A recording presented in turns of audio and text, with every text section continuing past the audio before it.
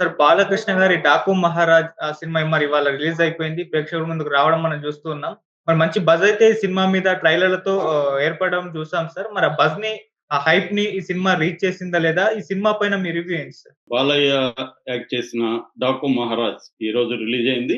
యాక్చువల్‌గా దీనికొక పాజిటివ్ అంశం ఏందంటే నిన్న, మొన్న రిలీజ్ అయిన గేమ్ చేంజర్. 'గేమ్ చేంజర్' అనేది కొంత నెగెటివ్ టాక్ రావడం అనేది బాలయ్య సినిమాకి ఒక కలిసొచ్చే అంశము. ఎందుకంటే ఇప్పుడు 'గేమ్ చేంజర్' టాక్‌ని బట్టి చాలా మంది అనుకోరు కదా! అలాంటి వాళ్ళకంతా బాలయ్య సినిమాకి వెళ్ళే అవకాశం ఉంది. సో, ఎందుకంటే సెకండొచ్చిన ట్రైలర్ మొన్న రిలీజ్ అయిన ట్రైలర్ ఏదైతే ఉందో, ఆ ట్రైలర్ కొంత బజ్ అయితే క్రియేట్ చేసింది. థియేటర్ ట్రైలర్ అది. సో, అది బజ్ క్రియేట్ చేసింది. సో, ఈ సినిమా నేను మార్నింగ్ చూసాను. సో, ఈ సినిమా ఎలా ఉందో ఇప్పుడు చూద్దాం. ఆహ్, ముందుగా యాక్టర్స్ విషయానికొస్తే 'నందమూరి బాలకృష్ణ', 'బాబీ డియోల్' విలన్‌గా చేశాడు. 'ప్రజ్ఞ జైస్వాల్', తర్వాత 'శ్రీనాథ్', 'చాందిని చౌదరి', 'ఊర్వశి రౌతాల', తర్వాత 'చాకు' మలయాళం విలన్. ఇలాంటి మంచి కాస్టింగ్ అయితే ఉంది. అలాగే ఇక టెక్నీషియన్‌ల విషయానికొస్తే మనకు తెలుసు 'సూర్యదేవర నాగవంశి' ప్రొడ్యూసరు 'సితార' బ్యానర్ కింద, అట్లాగే 'సాయి సౌజన్య' వీళ్ళిద్దరు ప్రొడ్యూసర్లు. 'బాబుయ్ కొల్లి' ఆయన గతంలో మనకి 'వాల్తేరు వీరయ్యతో' లాస్ట్ సంక్రాంతికి హిట్ కొట్టాడు ఆ డైరెక్టర్. తను ఇప్పుడు దీనికి డైరెక్టర్. దాని తర్వాత మనకు తెలుసు 'తమన్' వరుసగా బాలయ్య సినిమాలకన్నిటికి ఈ మధ్య తమనే మ్యూజిక్ ఇస్తున్నాడు. దీనికి కూడా తమనే ఇచ్చాడు. అట్లాగే 'విజయ్ కార్తిక్ కన్నన్' దీనికి కెమెరా వర్క్ చేశారు. 'భాను నందు' అని ఇద్దరు డైలాగ్ వెర్షన్ రాశారు దీనికి. అట్లాగే 'చక్రవర్తి రెడ్డి' స్క్రీన్ ప్లే రాశారనమాట. ఇది బేసిక్‌గా టెక్నీషియన్ విషయానికొస్తే. ఇక దీంట్లో బేసిక్‌గా కథగా చెప్పుకోవాలంటే 'విరాజ్ సుర్వి' అనే ఒక హార్డ్ కోర్ గై ఉంటాడు. అతను రాజస్థాన్‌లో ప్రజల సంపదని దోచుకుంటుంటాడు. గనులు గావచ్చు, తర్వాత అటవీ సంపద గావచ్చు, అడవిలో ఉండే జంతువులు గావచ్చు, ఇతర అటవీ సంపదనంతా అతను దోచుకుంటుంటాడు. సో, అతనేందంటే అత్యంత క్రూయల్‌గా ఉంటాడు. మనుషుల దగ్గర పని చేయించుకోవడం గూడా అతి దారుణంగా మనుషుల్ని హింసించి పని చేయించుకుంటుంటాడు. సో, అలాంటి వ్యక్తి కన్ను రాయలసీమ మీద, ముఖ్యంగా ఆంధ్ర రాష్ట్రంలో గనుల మీద, వీటి మీద పడుతుంది. ముఖ్యంగా రాయలసీమ మీద. దాంతో ఇక్కడ రాయలసీమలో ఉంటున్న నానాజీ అనే వ్యక్తి ఒక డాకు మహారాజుగా మారి, అతన్ని ఎలా ఎదుర్కొన్నాడో ఒక టీమ్‌ని ఫార్మ్ చేసుకొని, ఒక గెరిల్లా పద్ధతి అంటాం. గెరిల్లా పద్ధతి అంటే ఒక బలమైన ఎనిమీని బలహీనుడైన వాడు. అంటే వాడికి అన్ని రకాల ఆహ్, శక్తులు ఉన్నాయి. వ్యవస్థ సపోర్ట్ ఉంది. ఆ 'విరాజ్ సుర్వి' అనేవాడికి. అలాంటోడిని ఎదుర్కోవాలంటే స్ట్రెయిట్ ఫార్వర్డ్‌గా ఎదుర్కోలేమని జెప్పి ఒక బలగాన్ని ఏర్పాటు చేసుకొని, ఒక గెరిల్లా పోరాటం రూపంలో అతన్ని ఎలా ఎదుర్కొన్నాడు అనేది బేసిక్‌గా కథ. ఈ క్రమంలో అతను ఒక పాప కోసం ఒక ఫ్యామిలీ మ్యాన్‌గా ఎలా మారాడు, ఆహ్, తను కొన్ని గ్రామాల్ని, తర్వాత ఆ కుటుంబాన్ని ఎలా రక్షించాడు అనేది బేసిక్‌గా కథ అన్నమాట. అంటే ఇది మామూలుగా చూస్తే ఇలాంటి సినిమాలు చాలా వచ్చాయి. ఒక బలమైన విలన్ని ఒక హీరో ఎదుర్కొని చాలామంది ప్రజల్ని కాపాడడం అనే పాయింటు చాలా సినిమాల్లో వచ్చింది. కాకపోతే ఇదేందంటే రియల్ స్టోరీ బేస్ చేసుకొని దీన్ని అడాప్ట్ చేసుకున్నట్టుగా తెలుస్తుంది. మనకి 'డాకు మాన్సింగ్' అని ఆగ్రా జిల్లాలో ఉండిన ఒకప్పుడు అంటే 1939 నుంచి 1955 వరకు అతను చంబల్ లోయ మధ్యప్రదేశ్ చంబల్ లోయలో ఒక డాకు మాన్సింగ్ అంటే అందరికి హడలనమాట. అతను దాదాపు 1000కి పైన డెకాయిటీలు చేస్తాడు. 185 మందిని చంపాడు. అందులో 32 మంది పోలీసులు. అలాంటి ఒక character.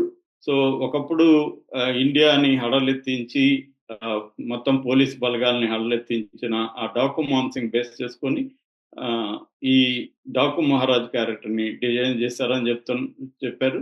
So, Daaku Maharaj character అయితే చాలా బాగొచ్చింది. మనకు ఆ ఫ్లాష్ బ్యాక్ ఏదైతే ఉందో అవన్నీ గూడా ఎక్స్ట్రార్డినరీగా వచ్చాయి. బాలకృష్ణ ఆహ్, ఈ డెకాయిటీ గుర్రాలు, ఆ టీము అదంతా గూడా చాలా బాగా ఈ సినిమాలో ప్రొజెక్ట్ అయింది. అంటే కొత్త బాలకృష్ణని మనం చూస్తాం అన్నమాట. బాలకృష్ణ గూడా చాలా ఎనర్జిటిక్‌గా చేశాడు. అంటే మామూలుగా ఆయనకిప్పుడు 64 ఎంతో ఉంది. కానీ ఈ సినిమాలో మనకి అలా కనిపించడు. చాలా ఎనర్జీతో కనిపిస్తది. సో ఆ గుర్రాల దీంతో వెళ్ళడం కానీ అవన్నీ చాలా బాగున్నాయి. అట్లాగే ఫైట్స్, యాక్షన్ సీక్వెన్సెస్ బాలకృష్ణ మరొకసారి విజృంభించాడు దీంట్లో అని చెప్పొచ్చు. అట్లాగే ఈ మధ్యకాలంలో మనం బాలకృష్ణ ఫ్యామిలీ సీన్స్ కూడా చాలా బాగా వచ్చాయి. మనకి ఈ మధ్యకాలంలో బాలకృష్ణ, భగవంత్ కేసరి ఇలాంటి వాటిలో కూడా ఫ్యామిలీ డ్రామా ఎలా బాగా పండించాడో చూస్తాము. సో ఎమోషనల్ సీన్స్ లో కూడా బాలయ్య బాగా చేయగలరని ఈ సినిమా మరొకసారి మనకి వస్తుంది. ముఖ్యంగా స్క్రీన్ ప్లే చాలా ఇంట్రెస్టింగ్ గా బాబీ కొల్లి తీసుకెళ్లాడు. ఆయన చక్రవర్తి రెడ్డి స్క్రీన్ ప్లే రైటరు. చాలా ఇంట్రెస్టింగ్ గా, అంటే ఎక్కడికి ఎంత లిమిటేషన్స్ ఉండాలి, సీన్స్ గానీ, ఎపిసోడ్స్ గానీ, ఎక్కడ డ్రాగ్ లేకుండా ఎంతెంత ఉండాలి, ఎట్లెట్లా తీసుకెళ్ళాలి, ఎక్కడ ట్విస్ట్ పెట్టాలి, ఇవన్నీ చాలా ప్లాన్ చేసుకొని స్క్రీన్ ప్లే చేసినట్టుగా మనకి కనిపిస్తుందనమాట. అది ఆ వర్క్, స్క్రీన్ ప్లే వర్క్ కనిపిస్తుంది. అట్లాగే డైలాగులు కూడా అంటే ఓరమాస్ లాగా లేకుండా ఒక స్టైలైజ్డ్ డైలాగ్స్ బాలకృష్ణకి ఇది బాగా సూట్ అయిందనమాట. అంటే 2 రకాలుగా ఉంటాయి ఇక్కడ. 'డాకు మహారాజు' డైలాగులేమో చాలా ఇదిగా ఉంటాయి. ఫర్ ఎగ్జాంపుల్ మన ట్రైలర్‌లో కూడా చూసాము. "నువ్వు అరిస్తే అది బార్కింగ్ అంటారు. నేను అరిస్తే" అని ఏం చెప్పకుండా ఒక గర్జన సౌండ్ వేస్తారు. అంటే "నువ్వు అరిస్తే కుక్క మొరిగినట్టురా, నేను అరిస్తే పులి గాండ్రించినట్టు" అన్న, లేదా సింహం గర్జించినట్టు అన్న దీంతో అలాంటి ఇంట్రెస్టింగ్ ఉన్నాయన్నమాట. అంటే మామూలుగా బాలకృష్ణకి ఎక్కువగా డైలాగులు ఎక్కువ ఉంటాయి. దీంట్లో డైలాగులు అన్ని ఎక్కువ లేవు గానీ ఉన్నవి డిఫరెంట్ పంచెస్‌తో ఉంటాయి. మనం చూడని ఒక డిఫరెంట్ పంచెస్‌తో ఉన్నాయన్నమాట. అది అట్రాక్ట్ చేస్తుంది. సో రెండోదేంటంటే మొత్తం కథని నేను రివీల్ చేయట్లేదు ఇక్కడ. కొన్ని ఇంట్రెస్టింగ్ ట్విస్ట్‌లున్నాయి. వాళ్ళు కూడా అందుకనే ట్రైలర్‌లో కూడా మీరు జాగ్రత్తగా కనపడితే మనకి ట్రైలర్ చూస్తే కథ మొత్తం అర్థం కాదు. అవును. ఏందో డెకాయిట్ అంటాడు. మళ్ళేమో ఇక్కడ ఫ్యామిలీలో ఉన్నాడు. నానాజీ అంటాడు. ఇంకొకసారి ఇంకొక పేరు జాకీ పేరేదో ఉంది. అది చెప్తాడు. ఇలాగా రకరకాలుగా చెప్తాడు అనుకుంటాం కదా! కానీ సినిమా చూస్తే మనకు అర్థమైపోతది అవన్నీ. సో అందుకే నేను చాలా రివీల్ చేయట్లేదు. బట్ బాలయ్య మరొకసారి విశ్వరూపం చూపించాడనైతే చెప్పొచ్చు. అంటే ఆయన ఆల్రెడీ 3 సినిమాలు హిట్ అయినాయి. ఆహ్, మనకి ఇది 4గో సినిమాగా మనం చెప్పొచ్చు. 'అఖండ' గాని, 'వీరసింహారెడ్డి' గాని, తర్వాత 'భగవంత్ కేసరి' ఈ 3 మంచి హిట్‌లయినాయి. ఇప్పుడు 'డాకు మహారాజు' కూడా సెకండ్ ఆహ్, హ్యాట్రిక్‌కి ఆహ్, దారి తీసే విధంగా సెకండ్ ఆహ్, ఇన్నింగ్స్ అనుకోవచ్చు మనం బాలకృష్ణకి. సో ఇది కూడా ఖచ్చితంగా హిట్ అయ్యే లక్షణాలైతే ఉన్నాయి. అంటే బాలకృష్ణ ఈ సినిమాని కంప్లీట్‌గా తన భుజాల మీద మోసాడని చెప్పొచ్చు. డైరెక్టర్ విషయానికొస్తే చాలా ఇంట్రెస్టింగ్‌గా చేశాడు. అంటే ఎమోషన్ ఉంది, యాక్షన్ ఉంది, ఈవెన్ ఎంటర్‌టైనింగ్ సీన్‌లు కూడా చాలా ఉన్నాయి. ఎంటర్‌టైన్‌మెంట్ ఉంది. తర్వాత ఇంట్రెస్టింగ్ ఆహ్, ఫ్యామిలీ డ్రామా గూడా దీంట్లో ఉందనమాట. అట్లాగే విలన్ చూపించేటప్పుడు కూడా చాలా పవర్‌ఫుల్‌గా ఉంది. 'బాబీ డియోల్' విలన్‌గా చేయడం కూడా దీనికి ప్లస్. ఎందుకంటే ఒక బాలకృష్ణకి ఈక్వల్ రేంజ్‌లో అతను పెర్ఫార్మన్స్ ఇచ్చాడు. అతను కూడా లౌడ్‌గా ఉండే విలన్ గాదు. ఒక డిఫరెంట్ విలన్ క్యారెక్టర్ చేశాడు. మనం రెగ్యులర్‌గా చూసే విలన్‌కి డిఫరెంట్‌గా ఉంది. మనకి సందీప్ రెడ్డి వంగ అతన్ని 'యానిమల్‌లో' పరిచయం చేశాడు. దాంట్లోనే అతనికి ఎంత మంచి పేరొచ్చింది. అంటే బాలకృష్ణకి ధీటుగా ఉండే ఒక స్ట్రాంగ్ విలన్ క్యారెక్టర్‌గా 'బాబీ డియోల్' చేశాడు. సో, అది గూడా మంచి ప్లస్ పాయింట్ అన్నమాట దీనికి. డైరెక్షన్ వర్క్ కూడా చాలా బావుంది.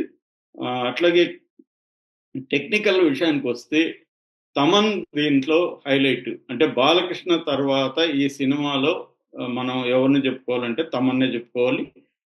తమన్ చాలా అల్టిమేట్ మ్యూజిక్ ఇచ్చాడు.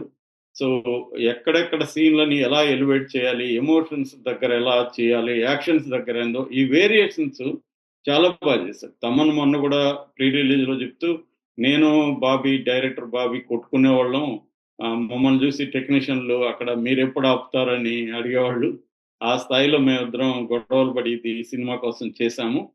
స్పీకర్‌లు బద్దలైపోతాయని" చెప్పాడు. అదైతే వాస్తవమే. కొన్నిసార్లు నాకైతే లౌడ్ ఎక్కువైపోయింది అనిపించింది గానీ, మాస్ ఆడియన్స్‌కి అది చాలా అనిపిస్తది. ఎందుకంటే బాలయ్య అంటేనే ఒక ఎమోషను, ఒక యాక్షను ఇవన్నీ ఉంటాయి గాబట్టి, తమన్ దానికి తగినట్టుగా ఎలివేట్ చేసుకుంటూ ఇచ్చాడు. సో, తమన్ వర్క్ పర్ఫెక్ట్ ఉంది. పాటలు గూడా బయట వచ్చినంత నెగెటివ్‌గా అయితే ఆహ్, దబిడి దిబిడికి కూడా అక్కడేం లేదు. ఆ కాంటెక్స్ట్‌లో బాలయ్యకి అది సూట్ అయిపోయింది. మామూలుగా వేరే హీరో చేస్తే అది దరిద్రంగా ఉండేది, కానీ బాలయ్య క్యారెక్టర్కి అది సూట్ అయింది. అంటే ఆయన చాలా నెగిటివ్ విషయాలను కూడా పాజిటివ్గా ఆయన తీసుకుంటాడు. ఎందుకంటే అది ఓపెన్గా ఉంటాడు కాబట్టి ఆయన మీద వేరే ఇమేజ్ లేదు. బాలయ్య బుద్ధిమంతుడు అనే ఇమేజ్ ఎవరికి లేదు కదా. కాబట్టి ఆ రకంగా సూట్ అయిపోయింది. సో ఓవరాల్గా బ్యాక్గ్రౌండ్ స్కోర్ బాగుంది. కెమెరా వర్క్ చాలా బాగా తీశాడు ఆయన. విజయ్ కార్తిక్ కన్నన్ అని తమిళ కెమెరామెన్. సో తను చాలా వండర్ఫుల్గా ఉన్నాయి లొకేషన్స్ కానీ అవన్నీ చాలా బాగా హైలైట్ చేశాడు. సో ఆ చిన్న పాప క్యారెక్టర్ కూడా చాలా బాగా చేసింది ఆ పాప. ఆ రోల్ అయితే మనకు చాలా ప్లెజెంట్ గా ఉంటది అనమాట ఆ సీన్లన్నీ. అంటే ఫ్యామిలీ ఆడియన్స్ కూడా హాయిగా చూడొచ్చు సినిమా. ఆల్రెడీ బాగా ఎంజాయ్ చేస్తున్నారు, ఫ్యామిలీ ఆడియన్స్ కూడా థియేటర్కి వస్తున్నారు. సో ఈ రోజు అయితే ఫ్యాన్స్ కి అయితే మాత్రం బాలయ్య ఫ్యాన్స్ కి పండగ. ఖచ్చితంగా ఇది అన్ని రకాల హిట్ అవుతుంది. అంటే ఓవరాల్ గా ప్లస్లు మైనస్లు చెప్పుకోవాలంటే ప్లస్ వచ్చి screen play, Balakrishna performance, Bobby Deol వీళ్ళ అంటే యాక్టర్స్ పెర్ఫార్మెన్స్ ప్లస్, తర్వాత బ్యాక్గ్రౌండ్ స్కోర్ కూడా మంచి ప్లస్. మైనస్లు అంటే కొద్దిగా రొటీన్ కథ, కొంత అర్బన్ ఆడియన్స్ కి అంటే గెస్ చేస్తా ఉంటారు కదా, ప్రెడిక్టబిలిటీ కొన్ని చోట్ల ఉంది, కొన్ని చోట్ల కొంత డ్రాగ్ అనిపిస్తుంది.